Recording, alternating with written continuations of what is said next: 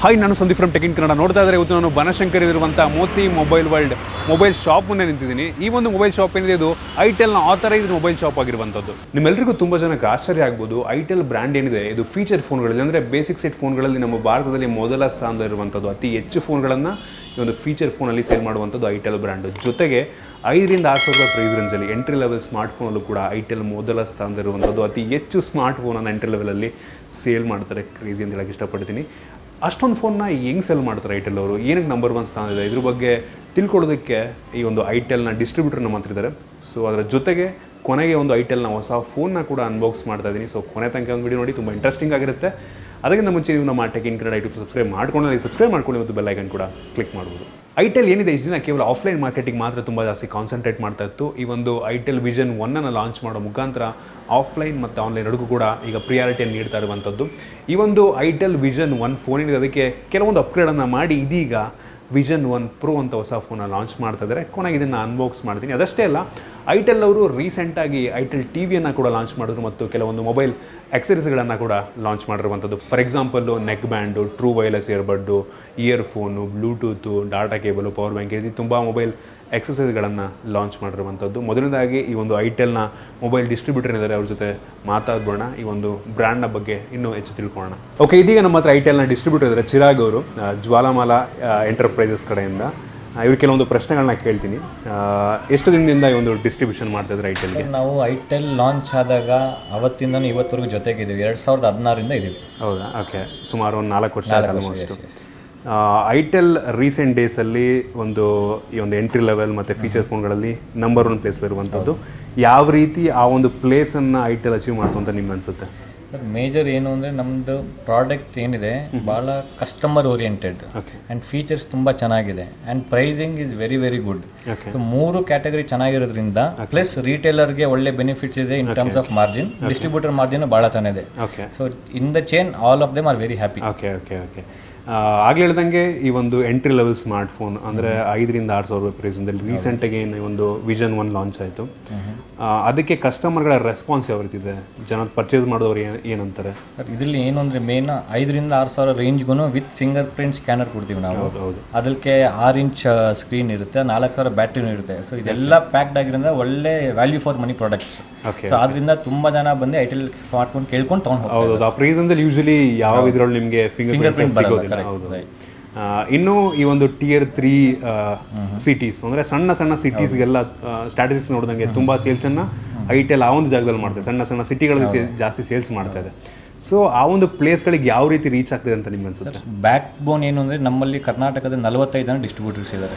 45 ಜನನೂ around 4,500 outlets cover ಮಾಡ್ತೀವಿ. ಸಣ್ಣ ಹಳ್ಳಿಯಿಂದ ಹಿಡಿದು ಊರುಗಳಿಂದ ಹಿಡಿದು ಎಲ್ಲ ಔಟ್ಲೆಟ್ಸ್ನ ಕವರ್ ಮಾಡ್ತೀವಿ. ರೀಚ್ ಅದಕ್ಕೆ ಮೇನ್ ಚೆನ್ನಾಗಿರುತ್ತೆ, ಅಲ್ಲಿಂದ ನಮಗೆ ಸೇಲ್ಸ್ ಜಾಸ್ತಿ ಬರುತ್ತೆ.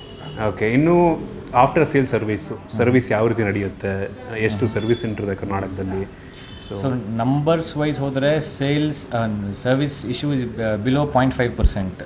ಅಷ್ಟು ಕಡಿಮೆ ಇದೆ, ಎಲ್ಲೂ ಜಾಸ್ತಿ ಬರೋದಿಲ್ಲ. ಬಂದೂ ಎಲ್ಲ ಊರಲ್ಲೂ 1 to 2 ಮಿನಿಮಮ್ ಸರ್ವಿಸ್ ಸೆಂಟರ್ಸ್ ಇದ್ದೇ ಇದೆ. ಸೊ ಏನು ತೊಂದರೆ ಇಲ್ಲ. ಓಕೆ, ರೀಸೆಂಟಾಗಿ ಐಟೆಲ್ ಅವರು ಈ ಒಂದು ಟಿವಿಯನ್ನು ಲಾಂಚ್ ಮಾಡಿದ್ರು, ಮೊಬೈಲ್ ಆಕ್ಸೆಸರೀಸ್ಗಳನ್ನ ಕೂಡ ಲಾಂಚ್ ಮಾಡಿದ್ದಾರೆ. ಸೊ ಅದಕ್ಕೆ ಕಸ್ಟಮರ್ಗಳ ರೆಸ್ಪಾನ್ಸ್ ಯಾವ ರೀತಿ ಇದೆ? ಸೊ ಟಿವಿ ಹೇಳೋದಾದರೆ ನಮ್ಮದು ಟಿವಿಯಲ್ಲಿ first unique in this technology ಏನು ಅಂದರೆ ಕ್ಲೌಡ್ ಬೇಸ್ಡ್ ಟಿವಿ ಲಾಂಚ್ ಮಾಡಿದ್ವಿ. It is a semi smart TV ಅಂತ ಕರಿತೀವಿ. ಅದಕ್ಕೆ ರೆಸ್ಪಾನ್ಸ್ ತುಂಬಾ ಚೆನ್ನಾಗಿ ಬರ್ತಾ ಇದೆ.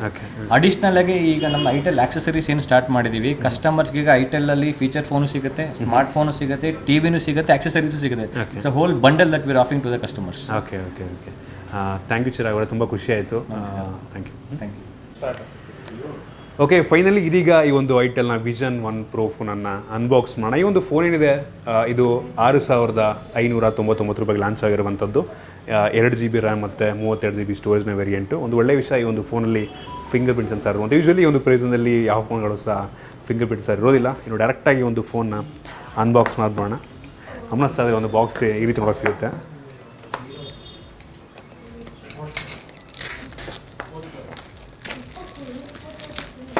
ಓಕೆ,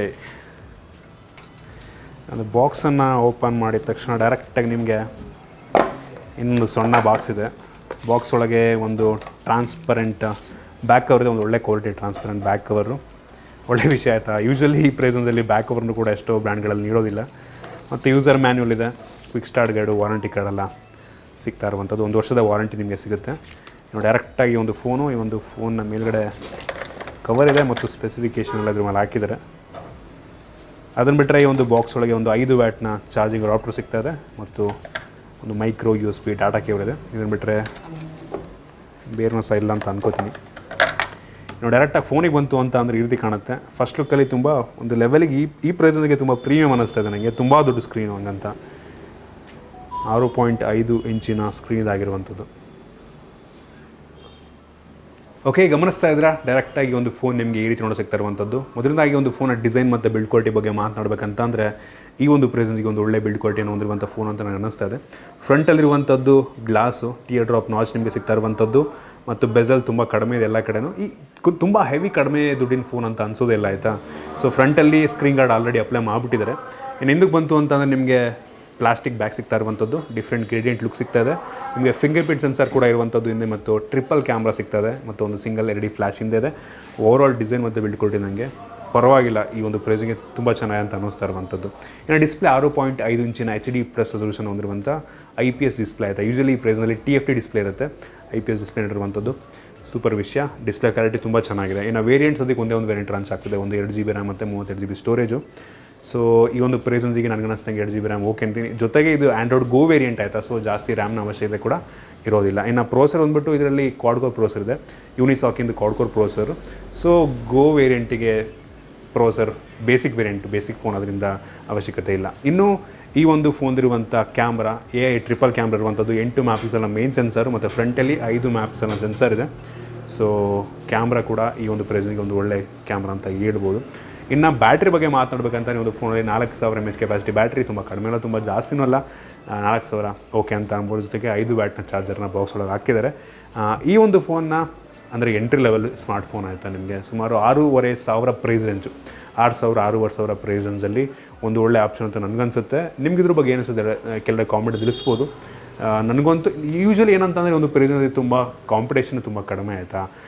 ಫೋನ್ ತೊಗೊಬೇಕು ಅಂತ ಅದಕ್ಕೆ ಲೈಕ್ ನೋಡು, ಯಾರು ಈ ಪ್ರೈಸ್ನ ನೋಡು ಫಿಂಗರ್ ಪ್ರಿಂಟ್ ನೀಡಲ್ಲ, ಎಷ್ಟೋ ಫೋನಲ್ಲಿ ಸಿಂಗಲ್ ಕ್ಯಾಮ್ರಾ ಇರುತ್ತೆ. ಸೊ ಇವರು ಕೆಲವೊಂದು ಅಡಿಷ್ನಲ್ ಫೀಚರ್ನ ಆ್ಯಡ್ ಮಾಡಿ ಒಂದು ಒಳ್ಳೆ ಪ್ರೈಸಲ್ಲಿ ಲಾಂಚ್ ಮಾಡಿದ್ದಾರೆ ಅಂತ ನನಗಂತೂ ಅನ್ನಿಸ್ತದೆ. ಸೊ ನಿಮ್ಗೆ ಇದ್ರ ಬಗ್ಗೆ ಅನಿಸ್ತಾ ಕಡೆ ಕಾಮೆಂಟ್ ಮಾಡಿ. ಸೊ ಇಷ್ಟು ಈ ಒಂದು ಅನ್ಬಾಕ್ಸಿಂಗು ಮತ್ತು ಈ ಒಂದು ಸ್ಟೋರ್ ವಿಸಿಟ್ಟು. ನಿಮ್ಗೆ ಇಷ್ಟ ಇದೆ ಅಂತ ಅನ್ಕೋತೀನಿ. ಇಷ್ಟ ದಯವಿಟ್ಟು ಲೈಕ್ ಮಾಡಿ, ಶೇರ್ ಮಾಡಿ. ಈ ರೀತಿ ನಮ್ಮ ಬೇರೆ ಬೇರೆ ವೀಡಿಯೋಗೆ ನಮ್ಮ tech in Kannada YouTube subscribe ಮಾಡ್ಕೊಂಡಿಲ್ಲ ಅಂದರೆ ಸಬ್ಸ್ಕ್ರೈಬ್ ಮಾಡ್ಕೊಳ್ಳಿ ಮತ್ತು ಬೆಲ್ ಐಕನ್ ಕೂಡ ಕ್ಲಿಕ್ ಮಾಡೋದು. ಸಿಗೋಣ ನಮ್ಮಲ್ಲಿ.